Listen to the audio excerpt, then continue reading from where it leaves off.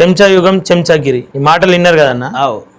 ఈ సమయంలో బహుజనవాదులము బహుజనులము అని చెప్పబడుతున్నటువంటి వాళ్ళు అంటే కులాల పేరు మీద వర్గాల పేరు మీద ఓట్లాడుకునే వాళ్ళంతా కూడా అగ్రకుల పార్టీలకు చెంచాగిరి చేస్తున్నట్లు క్లియర్ గా అందరికీ కనిపిస్తా ఉంది కదా. ఈ కాలంలో తనను తాను మోసం చేసుకునేటువంటి పరిస్థితుల్లో ఈ పార్టీ అంటే ఇట్లాంటి పార్టీలకు మనుగడ ఎట్లుంటది అన్న? అంటే నేను ఏమంటున్నా అంటే చెంచాలు అనేది మొదటి నుంచి కూడా మనువాదులు అగ్రకులాలు చెంచాలను క్రియేట్ చేసి న్యాయమైన బహుజన పోరాటాన్ని లేకపోతే మహనీయుల పోరాటాన్ని వాళ్ళు బలహీనపరచడానికి మొదటి నుంచి కూడా ప్రారంభమైంది.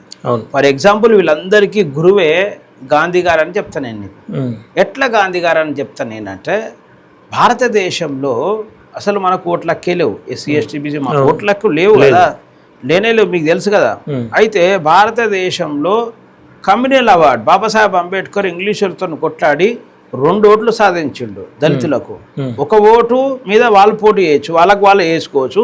1 ఓటు జనరల్లో పోటీ చేయొచ్చు, జనరల్లో మనము ఓటు కూడా వేయచ్చు. అంటే ఇప్పుడు ఏదైతే ఎస్సీ దళితులు ఉన్నారో దళితులకు ఇతరులు ఓట్లు వేసే అవసరం లేదు.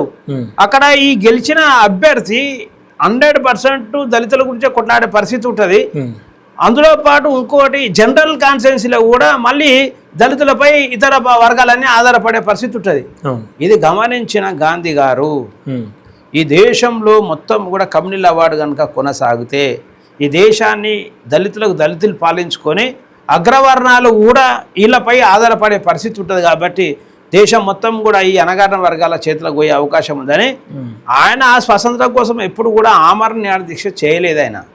ఆయన ఎర్రవాడ్ల జైల్లో చేసింది ఏంది, ఇది కమ్యూనల్ అవార్డును తీసేయాలి అని ఎర్రవాడ్ల జైల్లో ఆయన ఆమరణ నిరాహార దీక్ష చేసి బాబాసాహెబ్ మీద మొత్తం భారతదేశ వ్యాప్తంగా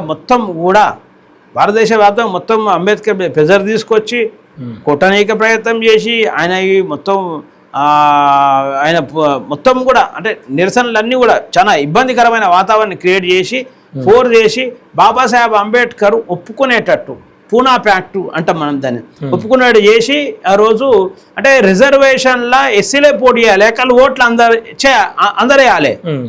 ఈ పరిస్థితిని గాంధీ గారు తీసుకొచ్చారు. అప్పటి నుంచి భారతదేశంలో ఎస్సీలల్లా అంటే రిజర్వేషన్లో మనం గెలిచినా కానీ వీళ్ళు ఎస్సీల గురించి మాట్లాడే పరిస్థితి లేదు అనడానికి పునాది వేసిన ఎవరైతే మనిషి ఉన్నాడో ఆయననే గాంధీ గారు. దానికి ఎగ్జాంపుల్ మీరు తెలంగాణ రాష్ట్రంలో తీసుకోరు.